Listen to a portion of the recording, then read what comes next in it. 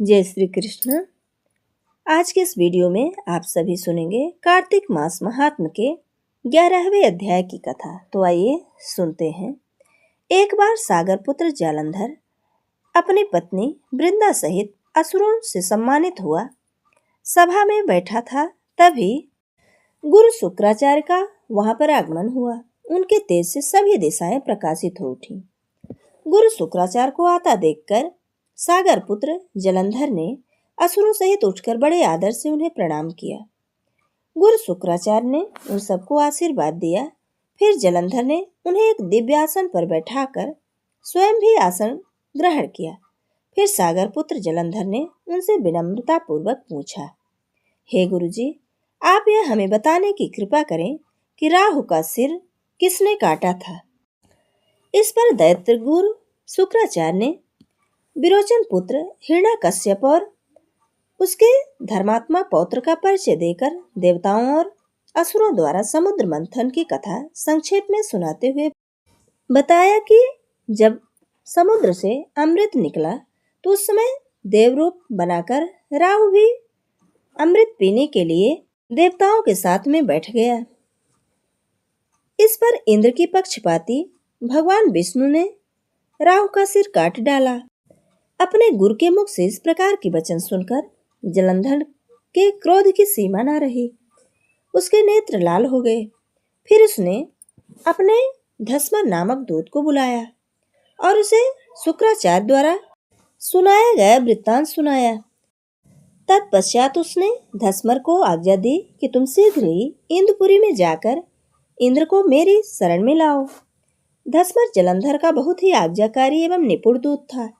वह जल्द ही इंद्र की सुधर्मा नामक सभा में जा पहुंचा और जलंधर के शब्दों में इंद्र से बोला, हे इंद्र, हे देवता धाम, तुमने समुद्र का मंथन क्यों किया और मेरे पिता के समस्त रत्नों को क्यों ले लिया।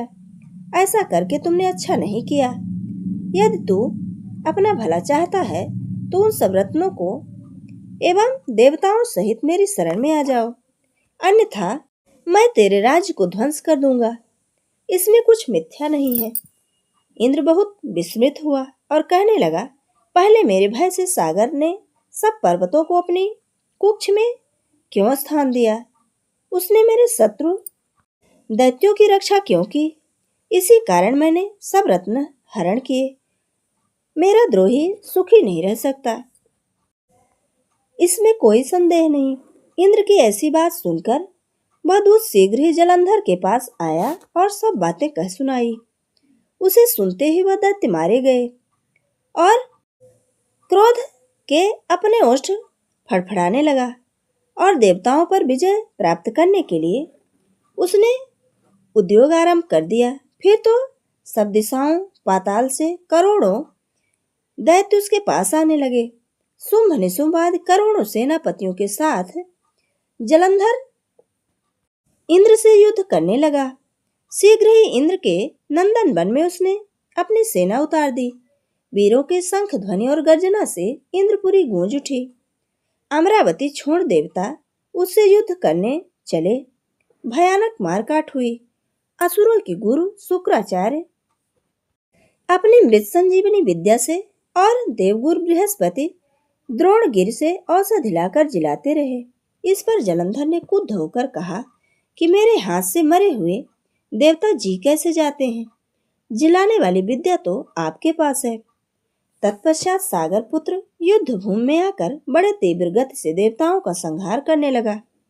जब द्रोणाचार्य जी औषधि लेने गए तो द्रोणांचल को उखाड़ता हुआ शून्य पाया।